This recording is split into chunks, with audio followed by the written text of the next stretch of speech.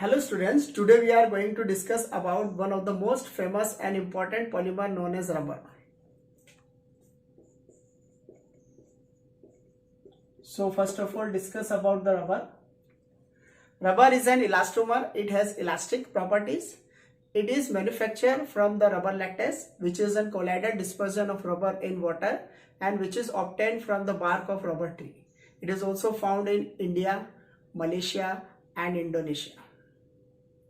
Now, see how the rubber is formed. So first of all, we discuss about the natural rubber.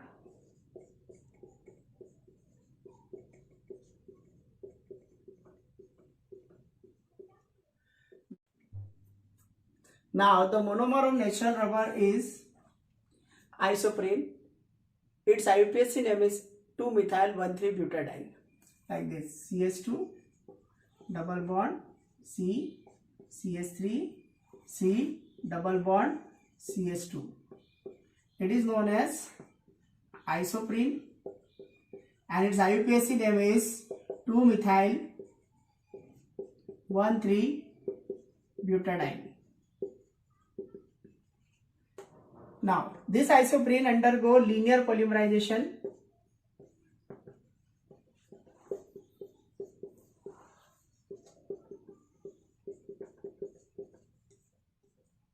and form poly-cis isoprene, which is known as natural rubber, like this. CH3, C double bond, CH2, C double bond, CH, CH2. Now, CH2, C double bond, CH3, C, CH2, H, and this valence is free. Now it is known as cis poly isoprene, known as natural rubber. This cis polyisoprene natural rubber has elastic properties due to the presence of weak van der Waals force of attraction. It has a coiled structure, therefore they are stretched like springs. Now, vulcanization of rubber.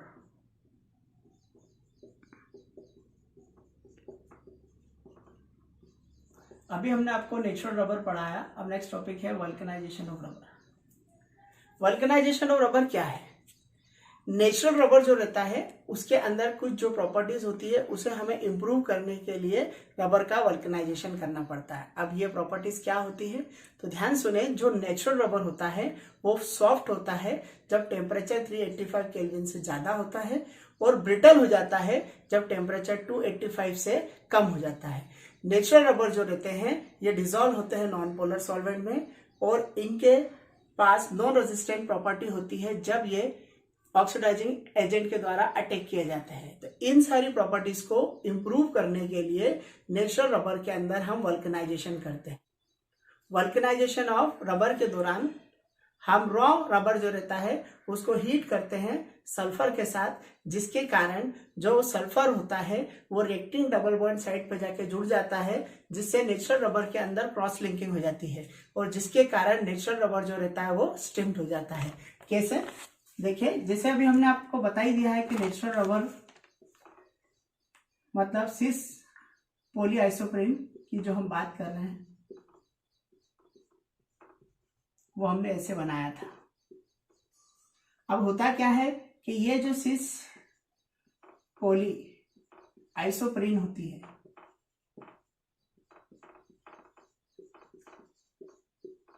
इसको जब sulphur के साथ heat किया जाता है तो sulphur इसकी जो रिएक्टिव डबल बॉन्ड साइड है वहां पे क्रॉस लिंकिंग कर लेता है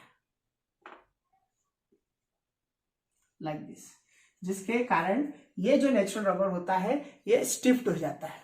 रबर टायर में जो सल्फर यूज किया जाता है क्रॉस लिंकिंग एजेंट की तरह वो 5% होता है. Now we discuss synthetic rubber.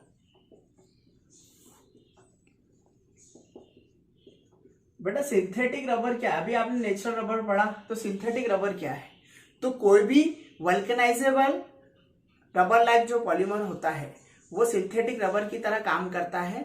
जैसे हम इसको स्ट्रेच करते हैं ये अपनी लंबाई की कैपेसिटी के हिसाब से दुगना स्ट्रेच होता है, लेकिन जो भी आप एक्सटर्नल स्ट्रेचिंग फोर्स बाहर से लगा रहे हैं, जैसे आप उसको रिलीज कर लेते हैं तो ये वापस अपना ओरिजिनल शेप और साइज रिगेन कर लेता है। इसका जो बेस्ट एग्जांपल है उसमें जो सबसे पहला एग्जांपल हम पढ़ेंगे वो है neoprene. Neoprene also known as polychloroprene. इसका जो मोनोमर हम यूज करेंगे वो होगा क्लोरोप्रीन।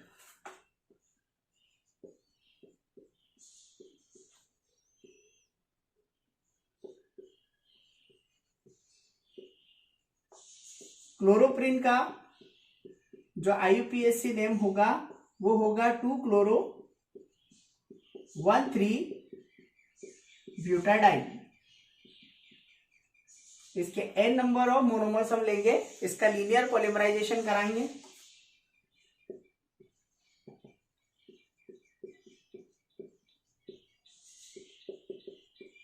लीनियर पॉलीमराइजेशन में आपने देखा होगा बेटा ये अनसेचुरेशन ब्रेक हो जाएगा, CH2 C Cl, यहां पे डबल बॉन्ड आ जाएगा CH CH2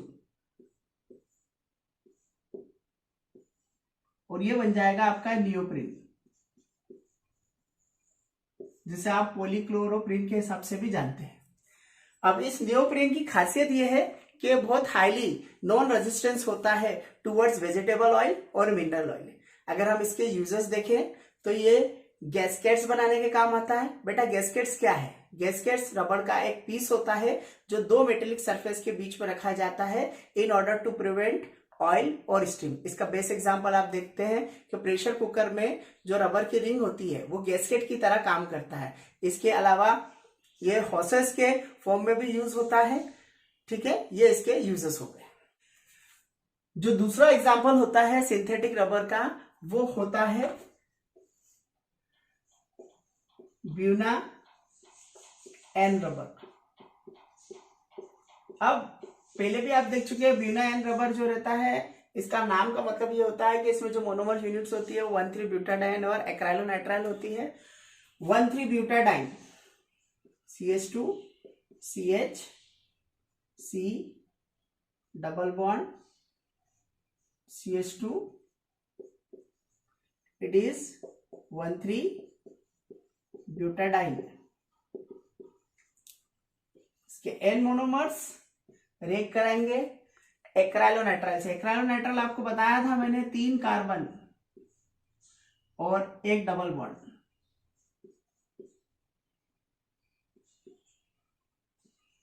इसे बोलते हैं एक्राइलोनाइट्राइल।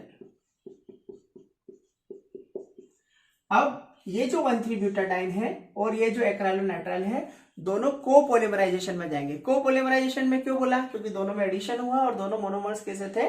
डिफरेंट।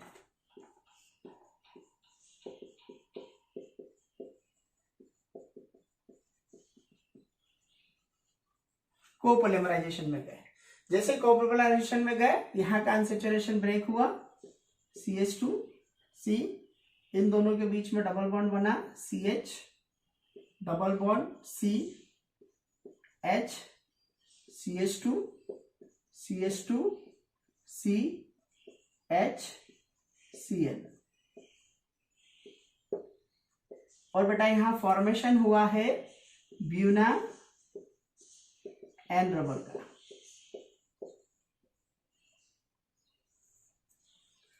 अगर आप इसकी प्रॉपर्टी में देखें तो इसकी प्रॉपर्टी जो रहती है वो ये रहती है कि ये हाईली नॉन रेजिस्टेंस होता है लुब्रिकेटिंग ऑयल की टुवर्ड्स, वो पेट्रोल की टुवर्ड्स एंड ऑर्गेनिक सॉल्वेंट के टुवर्ड्स। अगर आप इसके यूजेस देखें तो ये जो ऑयल सील होती है उसको बनाने के काम में आते हैं और जो टैंक की लाइनिंग है उसको बनाने के काम में। Now the third example is buna S rubber. Buna S rubber, as the name suggest, last time buna N rubber था तो 1,3-ब्यूटाडाइन एक्राइलोनाइट्राइल था। अब 1,3-ब्यूटाडाइन और स्टाइरेन इसके मोनोमर्स होंगे। 1,3-butadiene, again CH2 double bond CH, CH double bond CH2. It is 1,3-butadiene. जब इसके n number of 1,3-butadiene react with styrene, styrene का फॉर्मूला देखें benzene, CH double bond CH2, इसे बोलते हैं हम स्टाइरिन। अब ये फिर कोपोलिमराइजेशन में जाएगा, कोपोलिमराइजेशन में गया, अनसैचुरेशन ब्रेक हो जाएगा like this, CH2 CH double bond CH, CH2 C benzene, CH CH2, और इस प्रकार आपका बनेगा ब्यूना एस रबर।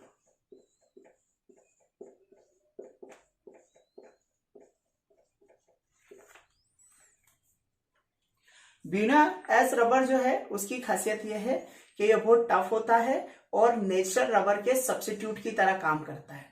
इसके अगर आप यूजेस देखें तो ऑटो टायर्स बनाने के काम आता है, फ्लोर टाइल्स बनाने के काम आता है, फुटवेयर के कंपोनेंट्स बनाने के काम आता है, साथ ही साथ केबल के इंसुलेशन में भी यूज होता है।